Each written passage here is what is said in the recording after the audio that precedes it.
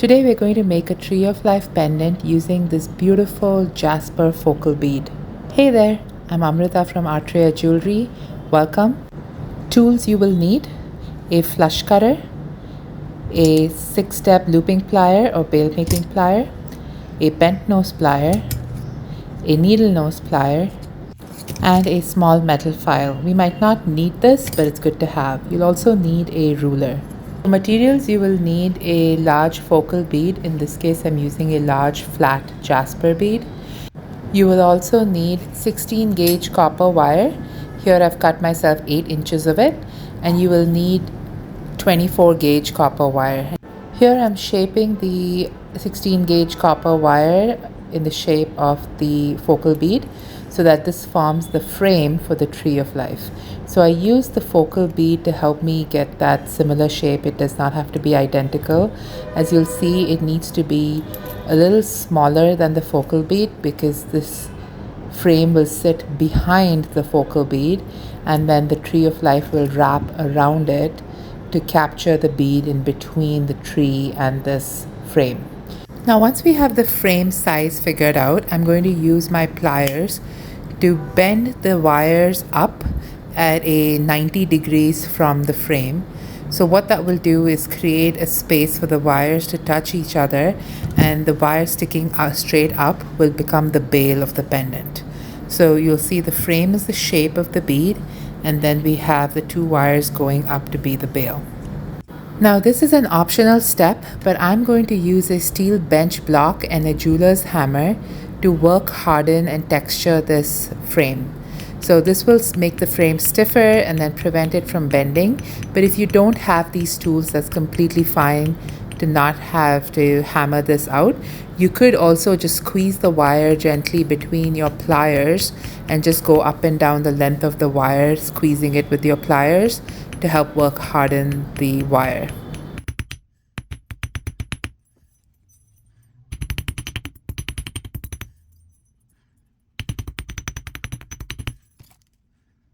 The wires will shift a bit when you hammer them, so I'm just adjusting it and then comparing it against the stone just to make sure it's still the size that I want. And then now I'm going to start wrapping. So to do that, we're going to cut ourselves a bunch of the 24 gauge copper wire.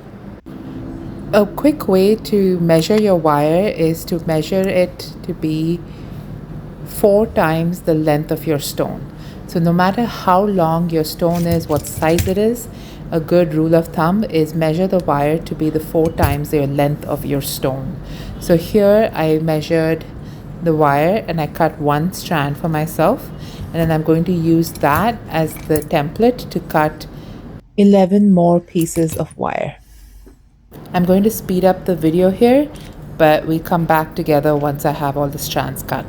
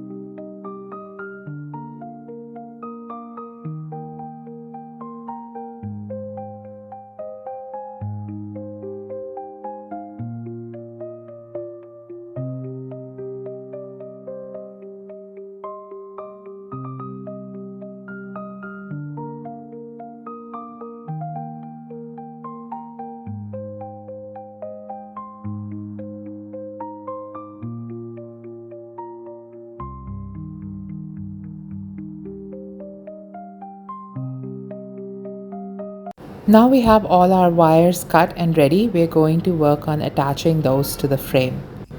We're going to bend the wires in half to find the midpoint, and then we're going to take each wire at a time and wrap it around the frame 2 to 3 times to securely attach the wires to the frame. Slide the wire onto the frame, hold one end with your non-dominant hand. In my case, I'm holding it between my left forefinger and thumb, and then I'm wrapping the other end of the wire twice around the frame, and then wrapping that first side up the other way just to have it securely in place. So you just need 1 or 2 wraps to get it anchored to the wire. As you can see there, I'm finishing the second wrap, and that's it. I'll do another one and then we will speed up the video so you can listen to some music while we do the rest of the wires. So now I've taken the second wire and I am sliding it on to the frame, and then I'm going to wrap one side around the frame and pull it all the way through, and then wrap the right side from under the frame through the frame and then out again. So that way I'm attaching one at a time right next to each other.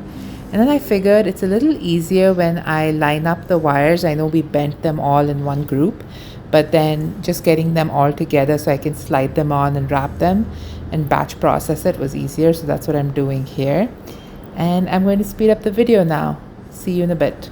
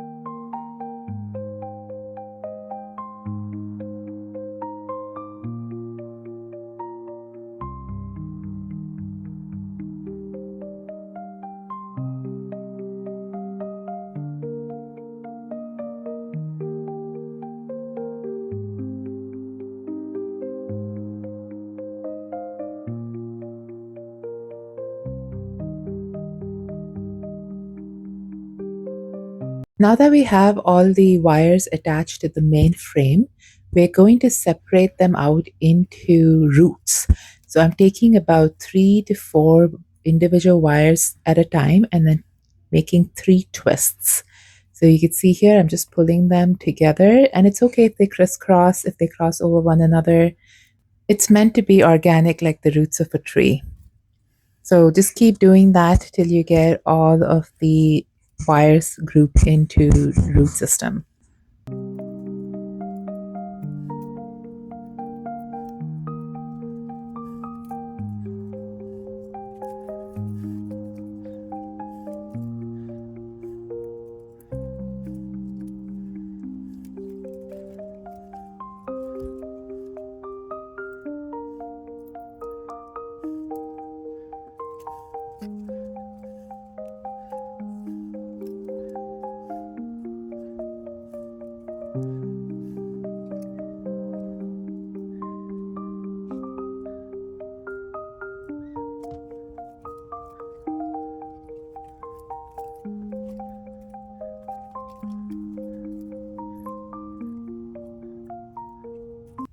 Now that we have all the wires attached and rooted, we are going to twist them together to form the trunk of the tree.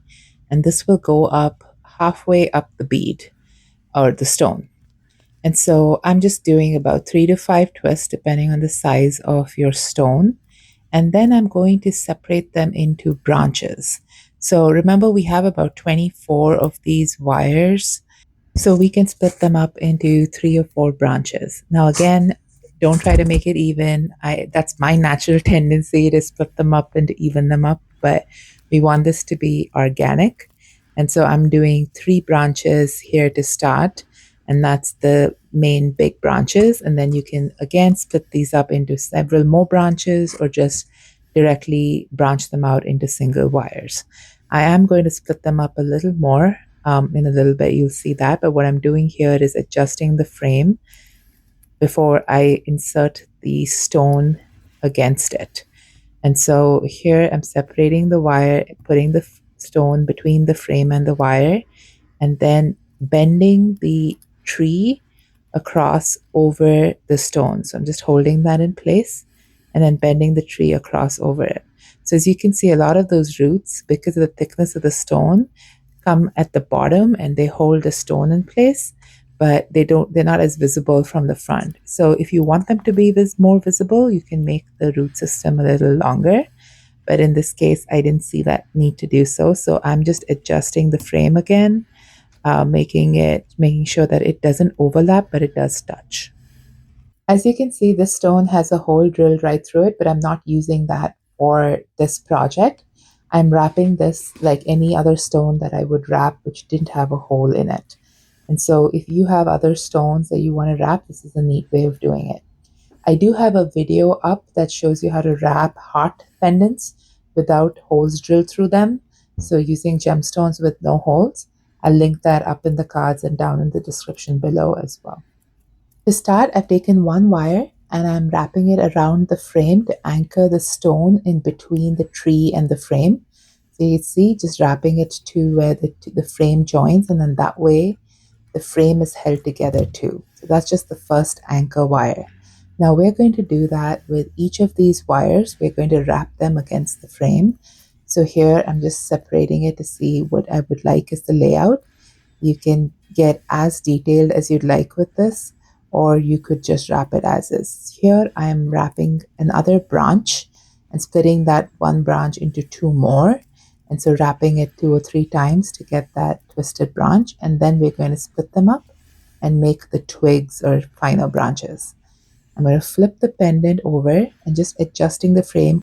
And now that I have it where I like it, I'm taking another wire and then passing it from underneath the frame between the stone and the frame, and using my needle nose pliers to help me pull that dot against the frame. And I'm going to wrap that 3 to 5 times. Typically, at least to anchor the stone, I would say do it 5 times.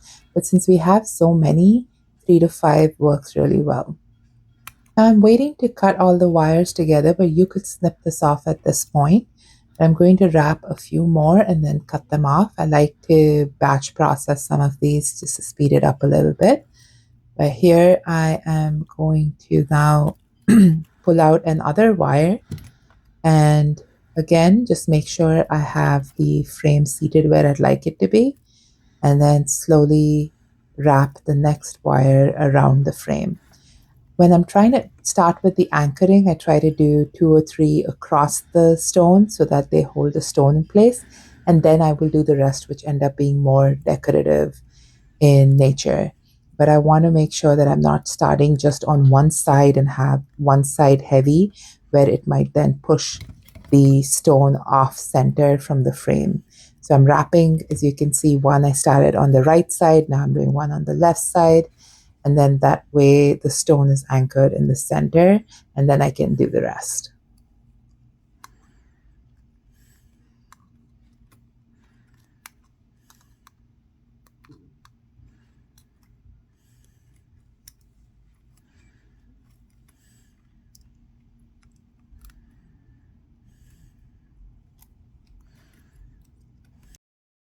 I'm just taking my flush cutters and snipping off those wires to get them out of the way, but I'll tuck them in later.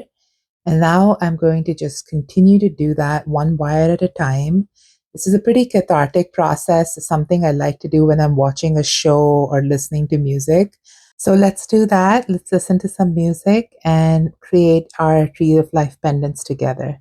I'm going to speed up this video, but if you want to slow it down, you can do that too and go to half speed, but I'm going to make it double speed starting now.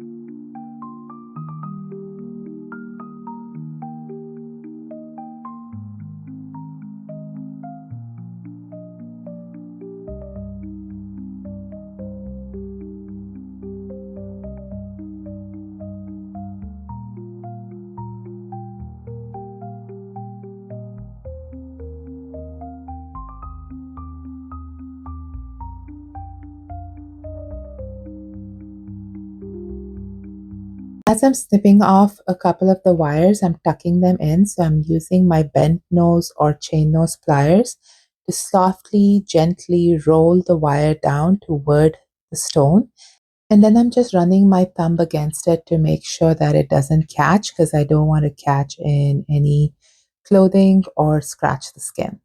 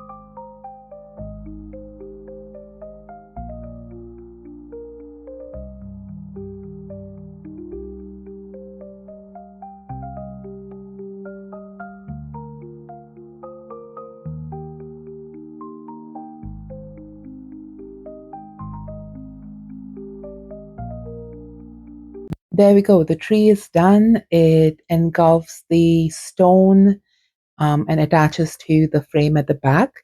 Now we're going to make the bail. We're going to make a woven bail. I'm attaching a new length of the 24 gauge wire to the frame. So just making a couple of wraps, and then I'm going to weave the wire in between the two base wires. So as you can see here, I'm going over one, under one, like a 8 or an infinity sign. So you're just going to continue to do that over the right, under the left, then over the left, under the right. And so just continue to make that number 8 sign or an infinity loop. As I make each infinity loop, I am also using my fingernail just to pull that wire down. You could use a pair of pliers. I just find this faster and easier. So I want to make sure that my wires sit neatly next to each other and not really overlap or have a lot of space. It makes it look neater and more professional. Now we're going to do this for the entire length of the bail up to the end of the shorter wire.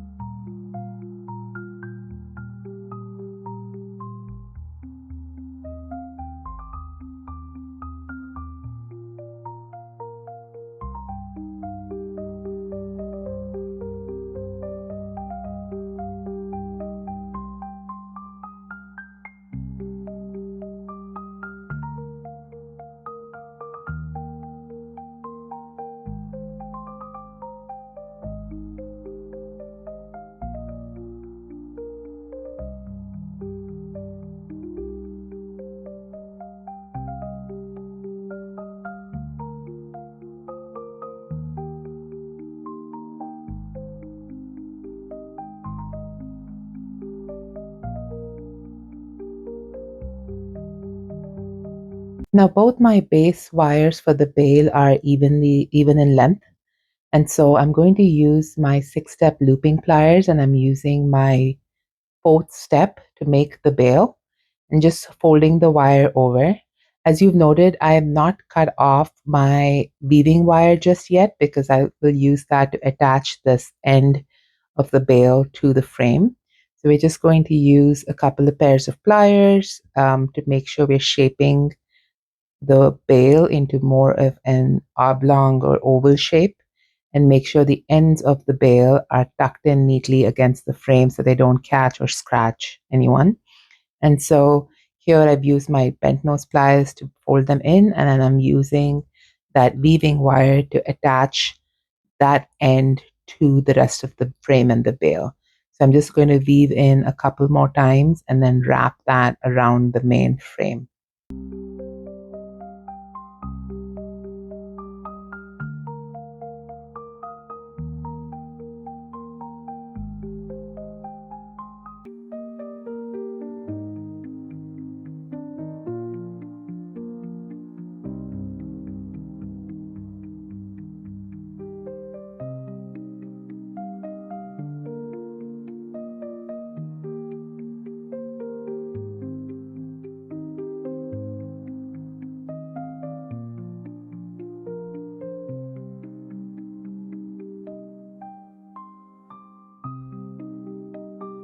Now that I'm done wrapping and attaching that bail, I'm snipping off the weaving wire. And then I'm going to use my bent nose pliers to go around the pendant and tuck all of the loose wires or the ends in, make sure I cut and wrap anything else that's left. And here we have the finished pendant. I love turquoise and I love this turquoise colors in this jasper. And so here I've put it on a hand woven necklace chain. I can do a video if you'd like to see how I weave my chains for these statement pendants. That's a beautiful, one of a kind Jasper Tree of Life pendant. If you like this video, please like, share, and subscribe, and I will see you in the next one. Have a beautiful day, and remember, just keep creating.